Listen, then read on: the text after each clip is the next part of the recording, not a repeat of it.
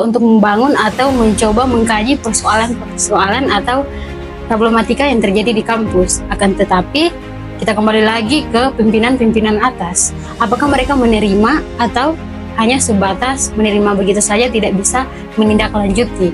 Itu yang menjadi problem di dalam lembaga-lembaga kampus itu sendiri. Bagaimana mahasiswa dinindak-bobokan atau senyum-senyum dengan keadaan hari ini? Kita membayangkan bahwa musuh kita bersama adalah neolib kapitalisme. Nah, kalau misalkan musuh kita itu berarti jelas orientasinya dan outputnya. Kampus itu wadah yang menimbulkan konflik, wadah yang sekiranya tidak berperspektif HAM. Sekiranya itu, misalnya kasus kemarin, skorsing mahasiswa Fakultas Hukum, itu kebijakan yang otoritarianisme yang sekiranya tidak sama sekali memikirkan hak mahasiswa untuk belajar. Oke, selamat datang di acara BHS LBH Manado, bincang hangat dan santai. Di sini kita akan membahas terkait dengan tema hari ini, perjuangan mahasiswa di Sulawesi Utara. Masihkah bisa dipercaya atau bagaimana? Rasa ini semenarik dari judulnya ini. Bagaimana gerakan mahasiswa di Sulut, apakah masih bisa dipercaya atau seperti apa? Nah teman-teman, mungkin sebelum terlanjut dengan beberapa orang kawan-kawan yang hari ini diundang oleh teman-teman LBH, kita ingin mengajak dari pojok kiri dulu. Mungkin dari teman Excel, silakan memperkenalkan dari mana dan saat ini kuliah di mana, terus aktivitas apa yang sedang dilakukan di kampus. Silakan Excel. Selamat malam teman-teman, terima kasih. Izin perkenalkan, nama saya Axel Asud, tinggal di Bahu, Fakultas Hukum Unsrat, mahasiswa aktif. Keseharian sibuk dengan proses pembelajaran di kampus. Oke, thank you Axel. Lanjut mungkin dengan kawan Olive, silakan kawan Olive. Baik, selamat malam kawan-kawan sekalian. Sebelumnya terima kasih atas undangan dari pihak Lembaga Bantuan Hukum Manado yang mana sudah mengundang kami. Jadi baik, perkenalkan, nama saya Olivia Momondol. Saya dari Universitas Negeri Manado, Fakultas Ilmu Sosial dan Hukum. Untuk keseharian saya mahasiswa aktif semester akhir. Jadi sementara banyak. Ya, banyak. Lanjut. Ya, jadi mungkin itu saja. Oke, thank you Olive. Dengan selanjutnya saya Henly Rahman, salah satu memantik lah orang diskusi bincang hangat di sore hari ini. Lanjut mungkin ke anak kita dari Yayan, silakan Uno. Ya, terima kasih Kak. Kesempatan diberikan, juga undangan yang telah diberikan kepada kami. Perkenalkan, nama saya Rahmat Uno, biasa disapa atau dipanggil Uno. Saya dari kampus IAIN Manado, Fakultas Syariah. Aktivitas sekarang ya sama seperti teman-teman atau mahasiswa pada umumnya. Secara spesifik juga saya di PMI Jawa Metro Manado dipercayakan sebagai ketua bidang kaderisasi, dan itu sebagai aktivitas saya dalam keseharian. Mungkin itu. Oke, thank you No. Minta juga ceritakan dia dari kampus IAIN dan juga dari organisasi ini. Mungkin Excel juga boleh membranding dari mana juga TUM yang baru-baru terpilih itu. Silakan. Siapa duluan? Kita sempat lupa, izin perkenalkan, latar belakang organisasi itu Gerakan Mahasiswa Kristen Indonesia cabang Manado. Terima kasih. Kalau dari saya, mungkin tadi sudah terlupakan membahas terkait dengan latar belakang identitas. Saya sendiri itu berasal dari organisasi Liga Mahasiswa Nasional untuk Demokrasi. Sebetulnya juga baru terpilih sebagai ketua elemen D Eksekutif Kota Minahasa periode 2025-2027. Jadi itu. Oke, memang kalau orang tahu bersama, kalau di kampus itu mungkin ada lah yang berpikir kenapa sih mesti masuk organisasi, atau apa penting masuk organisasi, atau mungkin teman-teman dari siapa yang boleh nanti coba sampaikan kenapa teman-teman memilih untuk berorganisasi, apakah di eksternal maupun internal, atau tadi teman-teman sampaikan. Mungkin ada yang boleh memulai dari Olive, mungkin boleh, silakan Olive. Baik. Kalau dari saya sendiri, kenapa saya itu masuk di dalam ranah organisasi ya. Jadi kalau dari saya itu pribadi terkait dengan mengapa saya masuk di dalam organisasi, itu karena bentuk daripada kesadaran diri saya sendiri. Jadi ketika saya itu melihat apa yang kemudian terjadi, lebih tepatnya kejadian-kejadian yang mungkin terjadi di kalangan-kalangan masyarakat itu sendiri. Jadi tergerak hati atau merasa terpanggil begitu. Kenapa permasalahan-permasalahan ini kemudian terjadi di lingkungan masyarakat. Jadi ingin mencari celah atau ingin menganalisis lebih dalam. Nah, sehingga kita bisa masuk di dalam ranah-ranah organisasi untuk menyelesaikan problem-problem seperti itu. Dan juga bukan hanya persoalan dalam ketika orang melaksanakan atau menyelesaikan suatu problematika di dalam kalangan sosial itu sendiri, kita juga bisa meningkatkan potensi diri kita sendiri. Mungkin begitu, Kak. Oke. Tadi di awal kita coba kunci soal ini kan, soal kesadaran. Mungkin teman-teman lain ada bacaan, misalkan kalau misalnya Uno apakah mengharapkan ada feedback nggak kalau misalnya memiliki organisasi atau bagaimana? Sebelum ke pertanyaan itu Kak, mungkin di pertanyaan yang awal, kenapa penting berorganisasi? Iya. Kalau penting berorganisasi, saya pikir ini berkaitan dengan urgensi berorganisasi hari ini.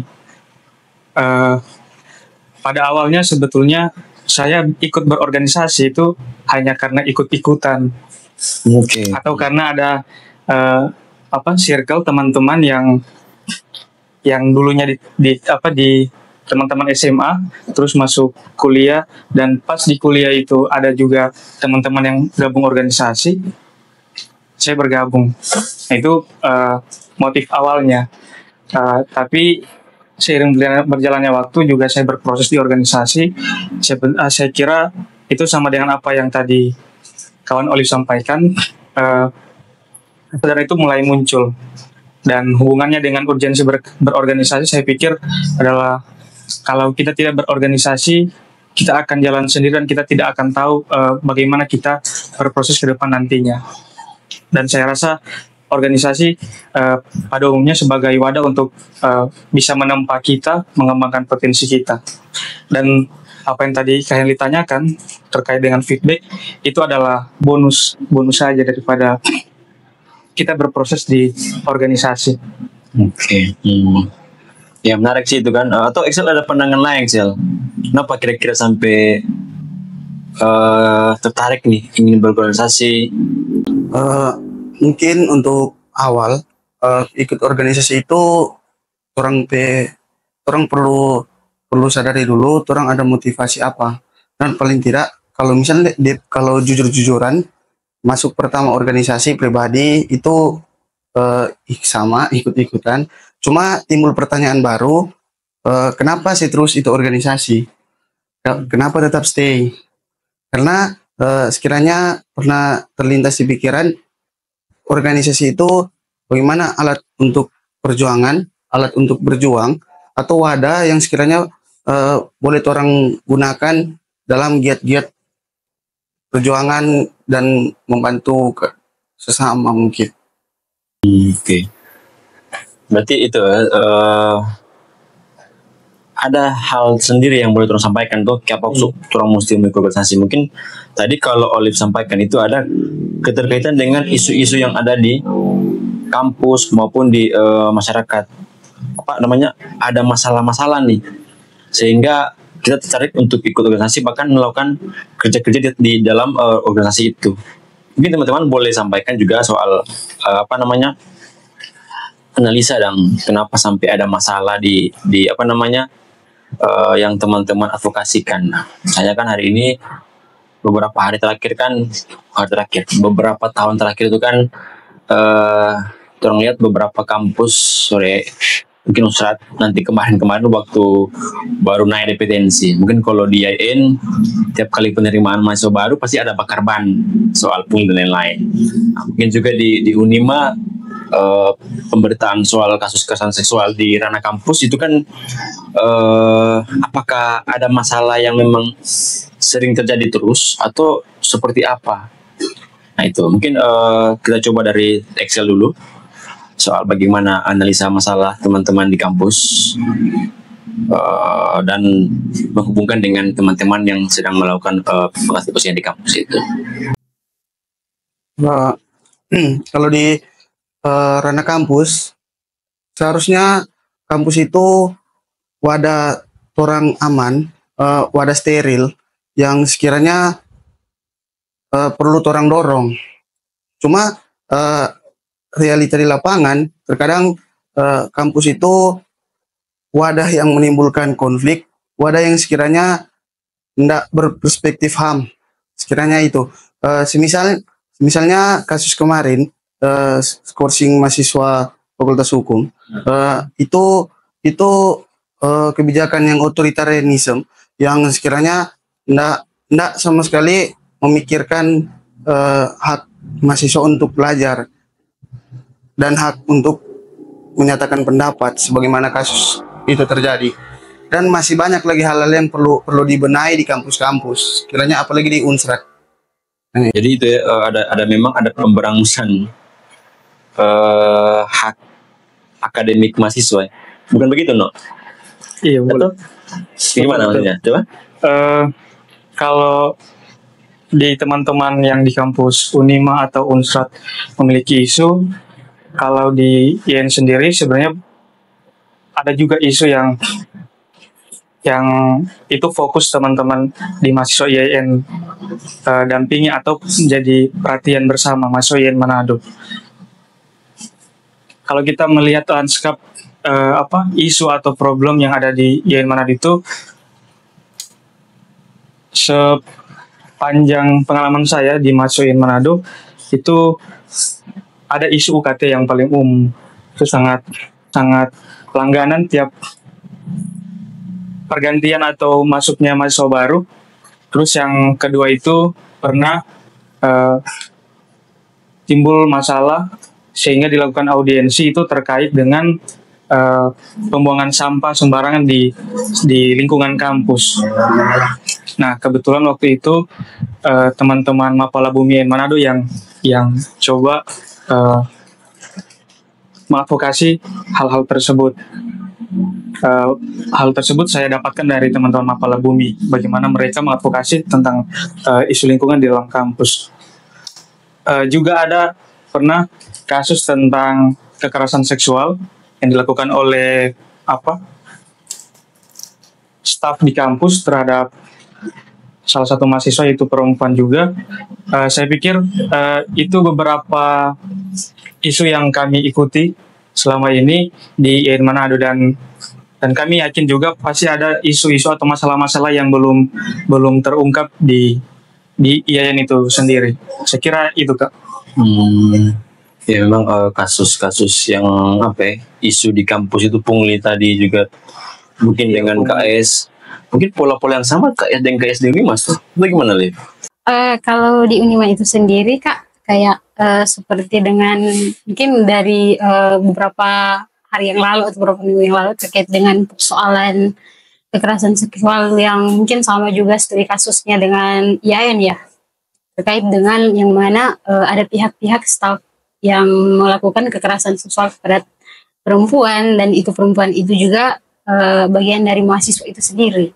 Nah, untuk pertanyaan dari Kak tadi, kemungkinan isu-isu atau problem-problem yang kemudian terjadi di ranah kampus atau lingkungan kampus itu sendiri. Mungkin dari saya sendiri, tingkat pemahaman atau analisis mahasiswa itu sendiri itu mungkin kurang, atau bisa kita kontekskan dalam ada variasi-variasi di dalam ranah kampus atau lingkungan mahasiswa itu sendiri. Mereka memiliki pola pikir yang berbeda-beda.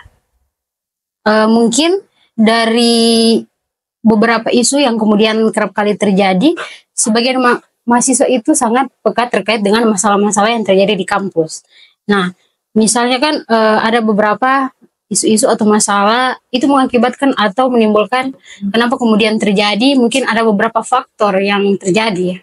Mungkin dari masalah sosial atau dari kebijakan-kebijakan yang kemudian dikeluarkan dari kampus serta kesejahteraan dari mahasiswa itu sendiri. Nah, kemudian kenapa hal itu terjadi? Karena di dalam, kalau kita bilang seperti biasanya itu, perempuan ini masih kurang mendapatkan apa yang kemudian menjadi hak-hak mereka. Misalnya di dalam konteks mereka mungkin entah mereka malu atau mereka tidak bisa menyampaikan apa yang kemudian terjadi di dalam diri mereka itu sendiri. Nah, sehingga mereka terkungkung di dalam persoalan itu. Dalam artian mereka hanya diam-diam begitu saja, gitu. Mungkin seperti itu. Ya nggak mau baca cerita kan, mungkin masih ya paling pikir dari risiko balik per dia, karena kan rentan juga tuh jadi korban, kong mau berani nggak mau bicara soal itu, karena kan mungkin ada terjadi stigma-stigma yang dari masyarakat nanti kan akan berdampak ke dia. Jadi itu yang menjadi problematika daripada diri sendiri. Memang tadi berangkat di beberapa masalah-masalah yang teman-teman sampaikan di kampus. Nah, itu teman-teman kan lahir dari organisasi yang sama-sama pernah melakukan advokasi itu. Kalau ada isu-isu seperti itu, teman-teman apa sih teman-teman backing down? Atau upaya-upaya apa yang teman-teman yang teman-teman buat, apakah dalam bentuk kampanye atau penyadaran kepada rekan-rekan mahasiswa, atau ajakan, atau seperti apa? Mungkin dari Excel boleh? Silakan Excel soal itu. Misalnya ada satu kasus yang orang dapati di kampus. Langkah strategis yang pertama orang biasa lakukan di ranah kampus, bagaimana orang mengorganisir dulu, bagaimana orang mencari tahu lebih dalam, dan orang melakukan kajian perihal latar belakang kasus, siapa saja yang sekiranya terlibat atau yang di belakang itu kasus, dan baru orang lanjutkan langkah-langkah strategi selanjutnya. Paling tidak orang boleh naikkan kampanye, pendidikan publik, bagaimana orang lewat kasus ini orang kasih belajar, orang beri pembelajaran for mahasiswa-mahasiswa lain yang sekiranya orang boleh terpelajar lewat kasus ini. Ada upaya itu membangun kesadaran juga ke teman-teman yang di luar di organisasi atau yang nyata gabung di organisasi itu, dong. Kalau dia ini bagaimana DP kiat-kiat dong untuk melakukan saya kasus tadi itu ada soal pungli di kampus, bagaimana teman-teman mengadvokasi itu dengan ajak mahasiswa yang lain agar sama-sama disadarkan untuk bicara soal isu di kampus. Iya. Sebelum orang masuk pada tahap kampanye, Kak, apa yang dilakukan biasanya pada teman-teman IAIN Manado bersama orang jadi sering kalau misalkan ada isu itu orang buat kayak satu aliansi kecil. Nah, biasanya dari aliansi kecil ini dia akan memperluas jaringannya lagi untuk bisa memperluas masa atau menambah masa yang lebih banyak. Nah, tapi dengan prasyarat utama adalah kita sudah melakukan konfirmasi data dan hal-hal yang berkaitan dengan informasi terkait dengan isu. Dan ini kita akan langsung mengonfirmasi juga pada stakeholder. Jadi kalau misalkan adanya pungli atau misalkan kekerasan seksual dan lain sebagainya, para orang yang bagi kita bersama itu yang perlu bertanggung jawab, itu akan kita datangi terlebih dahulu untuk mengonfirmasi. Itu pertama. Jadi tahapan awalnya adalah data dan informasi. Nah, dari situ kita akan memasifkan diskusi. Bagaimana diskusi ini sudah include terkait dengan kajian data, kajian akademik, dan lain sebagainya. Setelah dari situ baru kita akan mengkampanyekan jika isu ini sudah fix menjadi isu kita bersama. Saya pikir itu pola umum yang sering dilakukan oleh teman-teman IAIN Manado. Oke. Apakah masih sama dengan teman-teman di Unima? Kalau dari saya sendiri melihat fenomena yang mungkin terjadi di Unima itu sendiri, Kak, jadi gunanya ada lembaga itu kan apa begitu? Pertanyaannya begitu. Jadi kalau semisal ada problem-problem yang kemudian terjadi, kan ada lembaga-lembaga di dalam kampus, misalnya Badan Eksekutif Mahasiswa, Dewan Perwakilan Mahasiswa, atau unit kegiatan mahasiswa.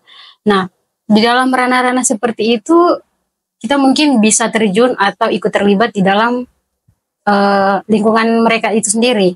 Nah, dengan melalui lembaga-lembaga ini, kita bisa menganalisis secara lebih dalam terkait dengan problem yang kemudian terjadi di universitas itu sendiri, Kak. Begitu.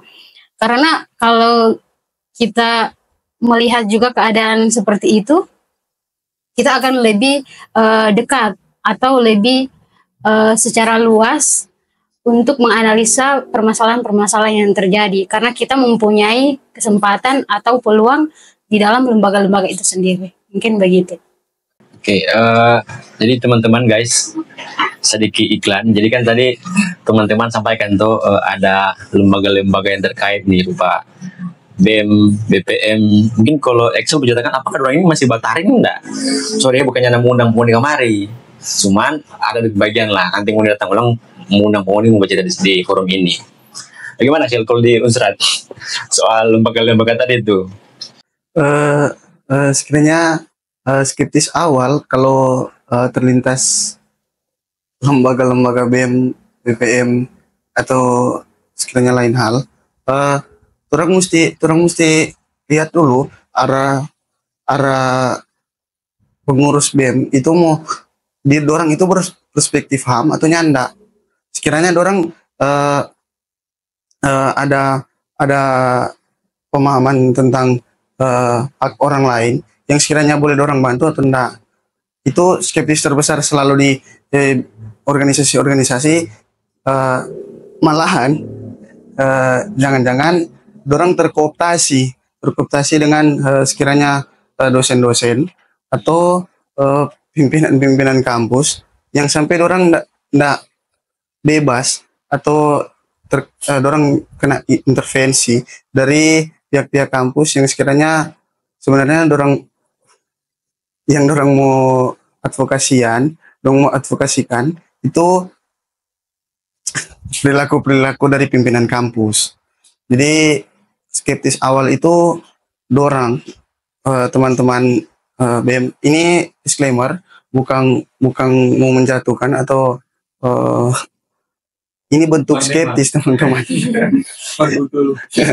Jadi sekiranya ranah-ranah itu seharusnya BEM dan BPM dan lain-lain itu orang boleh terjun di sekiranya akar rumput. Jangan-jangan hanya berbangga diri dengan status jabatan. Itu jangan sampai dong terkooptasi kok dengan pimpinan-pimpinan kampus. Itu menarik, no? Tadi kan terakhir saya bilang tuh, orang mesti turun ke basis, ke tapak. Berarti ke warga nih, tuh. Pertanyaan begini, dorang mau turun ke tapak, sedangkan di kampus aja dorang tidak pernah turun, gitu dah. Atau bagaimana, no? Iya betul itu Kak, pernyataan tadi. Jangankan ke warga dalam konteks masyarakat di seputaran kota Manado, bahkan di teritorialnya IAIN misalkan itu Ada lagi dia nih. ya di IAIN itu sangat banyak. Jadi kalau misalkan orang mau bandingkan Banyak. antara mahasiswa yang dorang fokus IPK misalkan, terus dorang fokus kuliah untuk kerja, dan mau dibandingkan dengan teman-teman yang masih punya keresahan, masih punya kepekaan sosial dan lain sebagainya, itu sangat jauh perbandingannya. Nah, itu dulu. Dan itu nyambung dengan apa yang tadi Kak Inli bilang, bahwa jangankan mau ke warga di utara atau di selatan, sedangkan di IAIN pun sendiri itu dorang tidak tergugah. Nah, itu mungkin jadi fenomena umum juga di kampus-kampus, bahkan bukan di Sulut tapi di semua kampus, karena ini sudah dikritik oleh senior-senior mahasiswa yang pernah terlibat dalam gerakan-gerakan kampus, bahkan gerakan-gerakan sosial. Saya kira begitu Kak, kalau misalkan di IAIN hal itu juga terjadi. Mungkin dari teman-teman lain juga pernah. Nah, tadi kan kalau bisa bilang tuh, Liv, selain ada pengaruh dari dosen, apakah memang dorang belum terbangun? Dorang kesadaran kritis nilai-nilai hak asasi manusia tadi sudah bilang demokrasi atau apa ya, keberpihakan itu dong? Atau memang dorang hanya membelot pada rektor supaya dorang SK berpanjang terus atau seperti apa yang tadi? Kira-kira bagaimana itu? Kalau dari saya sendiri terkait dengan persoalan peran daripada lembaga-lembaga yang ada di ranah kampus. Jadi terkait dengan apa yang kemudian terjadi di persoalan kampus itu sendiri, nah gunanya daripada lembaga-lembaga kampus ini seperti apa? Sebelumnya saya sendiri juga masuk di dalam ranah itu di Badan Eksekutif Mahasiswa.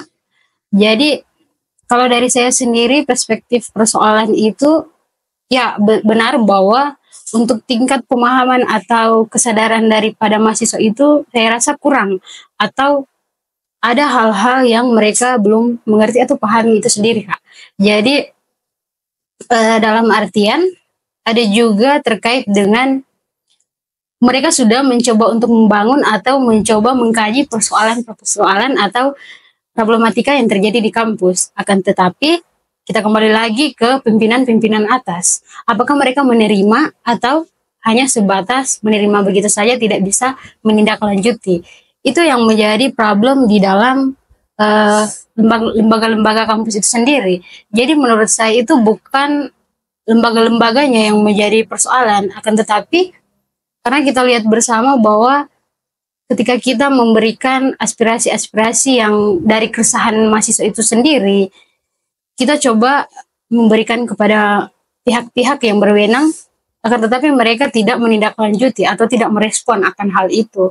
Makanya menjadi persoalan kepada kita sendiri atau kepada lembaga itu sendiri. Mereka menilai sifatnya buruk begitu. Iya, itu tadi. Kita pernah baca tulisan itu dari siapa ya? Jerix. Dia bikin propaganda.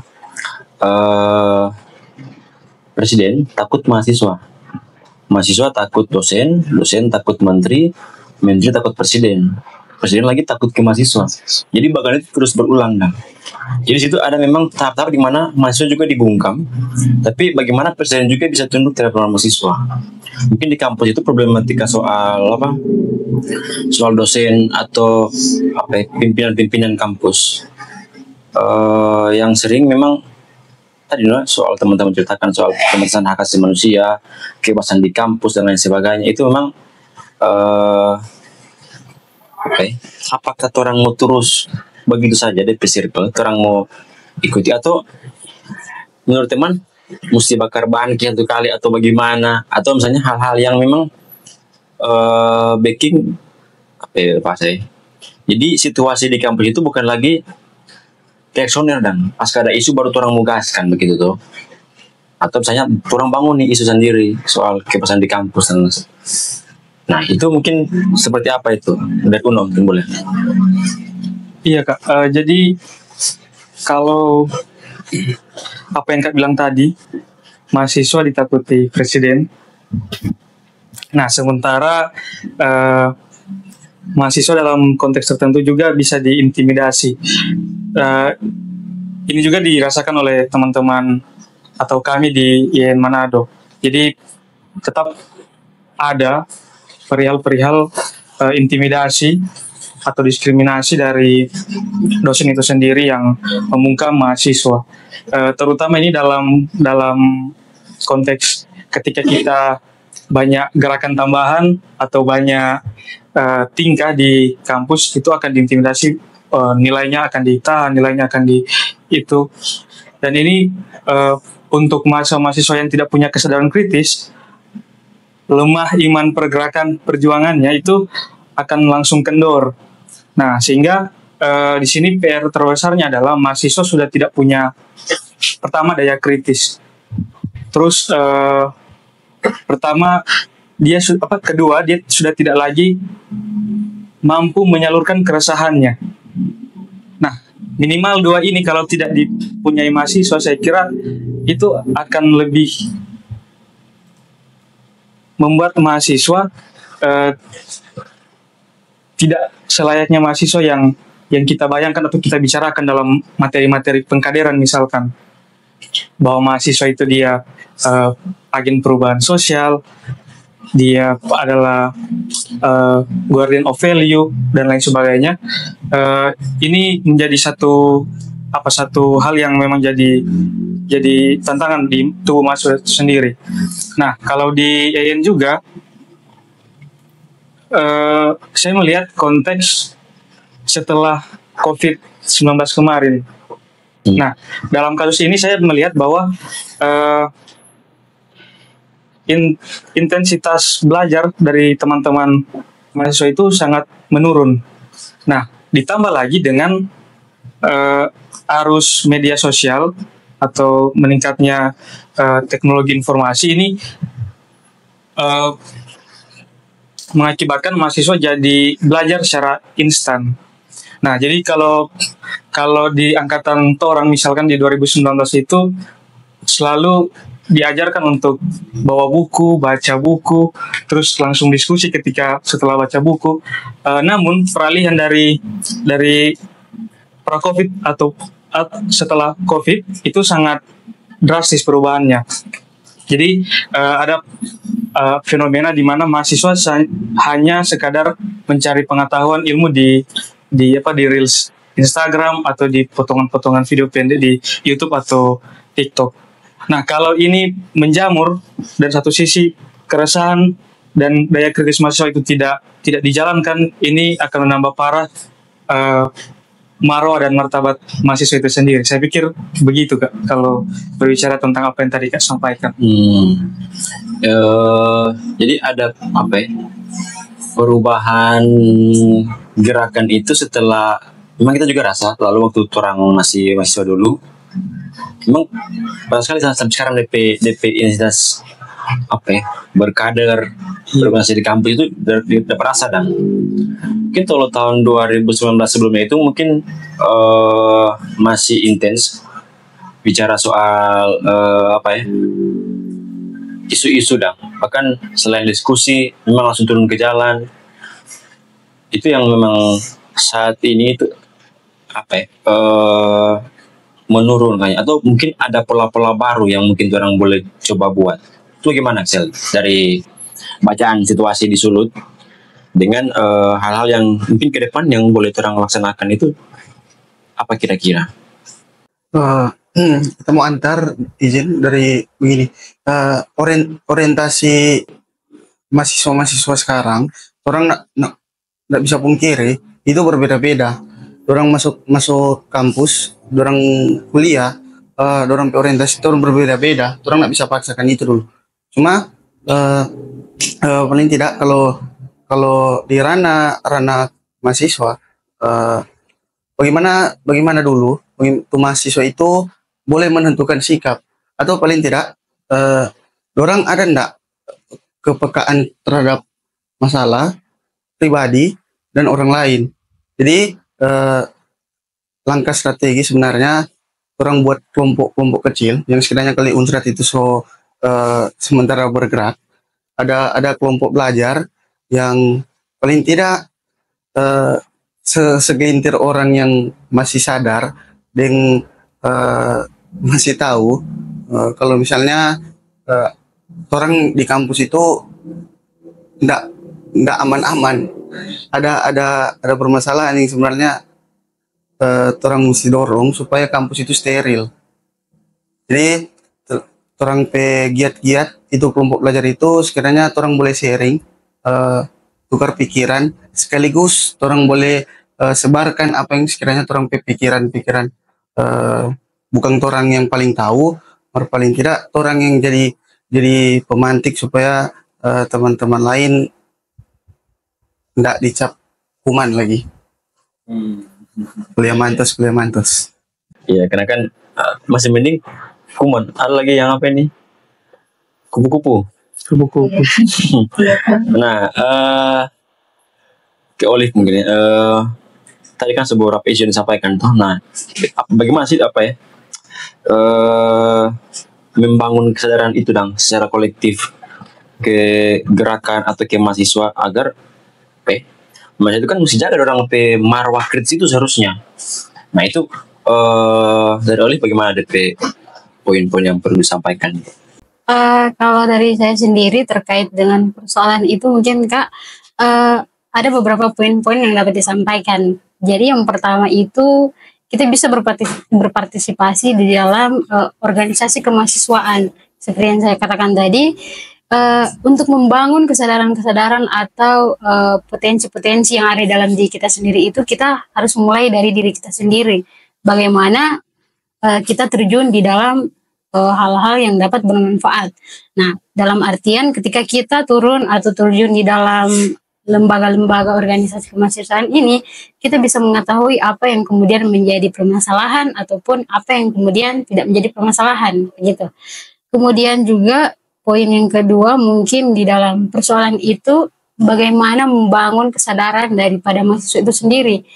Karena sekarang kita lihat dengan mungkin sudah disampaikan oleh kawan Uno tadi terkait dengan mahasiswa atau masyarakat setempat itu mereka lebih fokus ke perkembangan teknologi-teknologi yang terjadi. Misalnya handphone. Dengan adanya handphone, saya kasih contoh nih. Ketika kita ketemu di dalam satu ruang, kita itu tidak fokus untuk membicarakan persoalan-persoalan yang terjadi di Indonesia, bahkan di Sulut, atau bahkan pun di kampus itu sendiri. Akan tetapi kita fokus atau menyibukkan diri dengan handphone sendiri, entah itu mereka melakukan apa saja. Jadi saya rasa dengan penggunaan alat-alat seperti ini, saya rasa jangan sia-sia begitu. Dalam artian kita bisa menggunakan medsos atau platform-platform yang tersedia itu dengan cara kita bisa melihat edukasi-edukasi yang mungkin mereka sebarkan agar supaya kita tergerak hati untuk menyelesaikan problem-problem yang terjadi ataupun menganalisis persoalan yang terjadi. Kemudian selain daripada poin itu, mungkin kita dapat menjangkau atau dapat membentuk solidaritas daripada pihak-pihak eksternal. Misalnya kita bisa membangun jaringan-jaringan dari tingkat universitas-universitas lainnya, bagaimana untuk menemukan titik terang atau titik temu daripada kenapa sih mahasiswa itu atau masyarakat itu belum sadar begitu. Karena sifatnya zaman sekarang itu, kalau mau dibilang bahasa kasarnya, masyarakat atau mahasiswa itu manja begitu. Manja maksudnya mandi jarang. Manja dalam artian kenapa mereka itu terlalu keenakan dengan dunia sekarang begitu. Jadi sikap acu tak acu begitu kan. Jadi misalnya loh ngadapi masalah Pak, tak perlu pusing begitu. Teman-teman, sorry kita potong ya. KGK tuh orang ini diketahui oleh orang isu masing-masing. sampai kayak orang yang bisa apa ya, situasi disulut ini ya, disulut ya. Teman-teman di IAIN advokasi itu sendiri, teman-teman di Unima advokasi itu sendiri, teman-teman di Unsrat juga advokasi itu sendiri. Apa itu akan jadi satu apa ya, suatu bahan sampai kenapa orang nggak bisa apa ya, nggak bisa menyatukan dan gerakan di sulut ini. Mungkin ini lebih luas ya. Selain tadi itu, apakah memang itu satu kendala sampai memang orang terpetak-petak kurang isu untuk advokasi di mahasiswa ini misalnya? Terus seperti apa teman-teman P bayangan itu? Dari Excel mungkin atau apa? Coba silakan.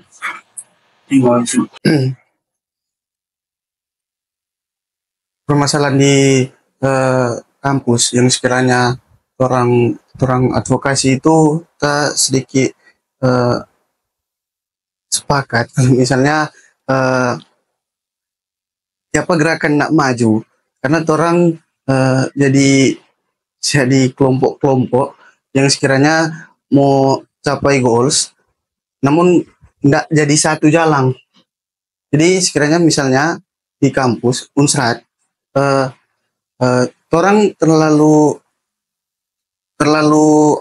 aman dan terlalu sok pahlawan yang sekiranya cuma tidak perlu pihak luar. Padahal kan kalau orang sedikit belajar tentang advokasi, orang perlu bangun kekuatan relasi atau orang boleh bangun suatu kekuatan yang sekiranya boleh bantu sama-sama dengan orang, bukan cuma Unsrat yang sekiranya bergerak sendiri. Itu bisa jadi satu halangan karena bentuk-bentuk gerakan, bentuk-bentuk perlawanan di ranah kampus Unsrat kurang sekali, nihil, sangat-sangat nihil. Kalau semisal orang tujuan goals cuma melibatkan Unsrat sendiri, nihil keberhasilan. Namun bukan mau pesimis tentang gerakan, cuma itu perlu evaluasi lagi. Orang perlu libatkan lah orang luar yang sekiranya satu pikiran. Iya, itu perlu ada perumusan bersama kayaknya. Secara matang dengan dia berkepanjangan. Tapi kan banyak mahasiswa itu cepat kelar dan bilang dianggap lebih baik dan lain sebagainya. Atau gimana? No, yang seberapa semester ini? So, semester 12 ini. Nah, bagaimana kira-kira soal situasi tadi itu dengan yang hari ini yang ya tentu bagaimana bersama lah kurang isu di kampus seperti sekarang ini. Ya, menyambung dari apa yang kawan Excel sampaikan, kalau pertanyaannya kenapa mahasiswa dan gerakannya itu sekarang lagi mandek, stagnan, tidak maju, dalam beberapa pandangan atau komentar para aktivis gerakan sosial itu, bahwasannya gerakan mahasiswa itu lemah pada dua hal. Yang pertama orientasi gerakan, dan kedua itu adalah output gerakan. Saya kasih contoh, misalkan dalam konteks pergerakan mahasiswa di Orde Baru, itu jelas orientasi dan outputnya. Musuh mereka bersama adalah pemerintahannya Soeharto, dan outputnya jelas menumbangkan Soeharto. Nah, sementara kita hari ini menurut apa yang saya pahami dan sejauh ini saya coba diskusi dengan teman-teman, selalu saya menyimpulkan itu pada dua hal tadi. Orientasi kita belum jelas dan output dari gerakan itu belum terlalu tersistematis. Saya kira itu yang jadi masalah, dan ini berhubungan dengan ya bagaimana mahasiswa dininakbobokan atau senyum-senyum dengan keadaan hari ini. Dan kalau misalkan kita lebih radikal lagi, contoh misalkan kalau kita membayangkan bahwa musuh kita bersama adalah neolib kapitalisme. Nah, kalau misalkan musuh kita itu berarti jelas orientasinya dan outputnya. Itu contoh kalau misalkan kita kekurangan di orientasi dan out. Tapi kasus yang lain juga memperlihatkan bahwa mahasiswa ini sebenarnya dalam konteks sekarang, apa yang saya sebut tadi dininabobokan atau disenyum-senyumkan, satu sisi kita benci kepada kapitalisme, tapi satu sisi kita juga menikmati apa yang diberikan oleh kapitalisme itu sendiri. Nah, ini juga menambah beban mahasiswa di dalam hal membuat gerakan atau mereorientasikan gerakan mahasiswa itu sendiri. Nah, kita menarik tadi yang Anda bilang soal itu soal apa itu kan ada isu bersama yang orang apa ya, jadikan bahan untuk adanya apa ya, lahirnya reformasi itu. Karena kan rezim waktu itu kan dia memang otoriter sekali. Nah, mungkin dengan adanya orang presiden baru, karena kan di waktu zaman Soeharto itu kan memang kebebasan sipil itu apa ya, mengancam sekali. Kan banyak orang hilang, ada yang balik, ada yang tuh diculik, Puji Tukul dan beberapa orang lainnya itu kan kembali, tapi dia hanya datang. Nah, ini menarik nih.